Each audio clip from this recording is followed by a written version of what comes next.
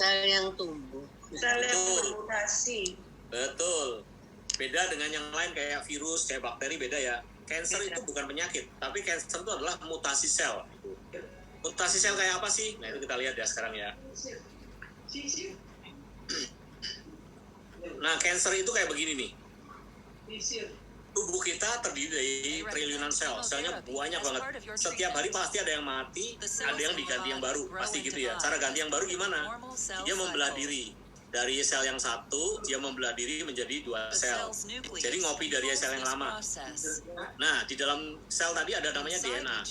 DNA kita tuh dengan gampang sekali bisa berubah. Kenapa? Karena radikal bebas, kita stres, minum alkohol, makan nggak teratur, olahraga terlalu berat, dia berubah jadi warna hitam, mutasi.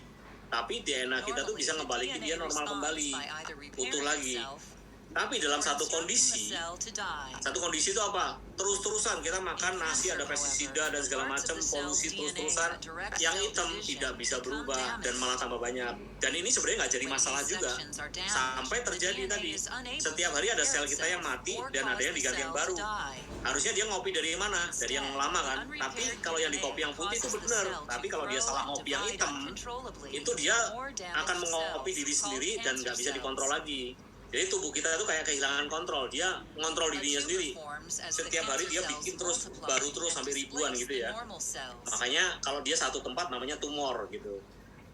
Nah yang paling parah, dia tuh bisa membuat jalur makanan sendiri, namanya angiogenesis ya istilahnya. Dia membuat jalur makanan sendiri, makanya susah diberantas karena dia itu hidup. Dan yang paling parah kalau dia sampai menyebar. Kalau dia sampai menyebar, dia masuk ke ke payudara, kena kanker payudara, serviks, ke tulang, kanker tulang, ke darah, kanker darah, gitu ya. Nah pertanyaannya, masa iya sih Tuhan menciptakan kita nggak ada proteksinya? Gampang banget terkena kanker. Kira-kira ada nggak proteksi tubuh kita? Ada P53. polisi kanker. Iya, polisi kanker P53. Jadi ternyata P53 itu adalah dia yang menentukan sih. Jadi ada kan satu sel ini kan dia akan dimatiin, dia dihidupin atau dia tuh di-repair. Itu yang nentuin siapa? P53 yang nentuin. Nah ternyata diteliti orang yang kena kanker sudah dipastikan P53-nya switch off. Jadi P53-nya nggak aktif. Makanya dia kena kanker. Karena bagian yang nentuin dia tuh di repair, dimatiin atau dibuat baru itu mati, off gitu loh. Nah kita lihat ya, ini namanya transcription factor nih Ci. Yang putih ini adalah transcription factor. Nah ini yang putih ini adalah transcription factor, itu ngecekin di DNA kita. Jadi ada perubahan sel atau enggak sih gitu. Dia tuh deteksi tuh ada perubahan sel atau enggak. Nah kalau ada terjadi perubahan sel yang mengkilap itu ya, dia akan dikunci sama transcription factornya. Begitu dikunci itu kayak penanda marker ya. Nah begitu dikunci dari P53 kita tahu bahwa di situ tempatnya yang harus di action. P53-nya datang, dihidupin sama dia P53-nya kan. Dia akan ngecek nih, oh dia tuh di repair, dimatiin atau diganti baru. Sudah ada di tubuh kita sih. Nah pertanyaannya adalah kalau sudah ada, kenapa masih banyak yang kena kanker? Why? P53-nya error. Betul, P53-nya bukan error, P53-nya turun. Ini diadakan uji nih. P53 kita diuji.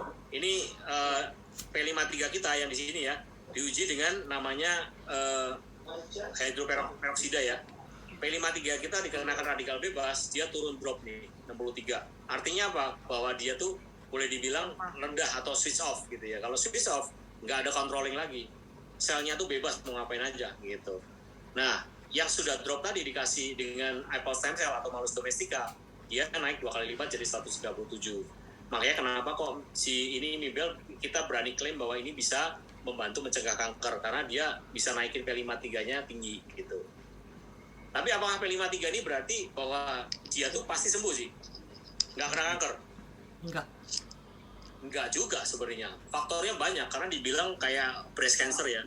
Breast cancer tuh transcription factor nggak bisa deteksi sih, lewat. Nah makanya rada susah ya, di tubuh kita tuh memang rada susah. Makanya kalau kita terkena, kita stres terus-terusan, metabolismenya terganggu, itu bisa terjadi, apa aja bisa terjadi gitu. Oke, lewat terus ya, next. Saya lanjutin. Nah, COVID nih sekarang. Nah,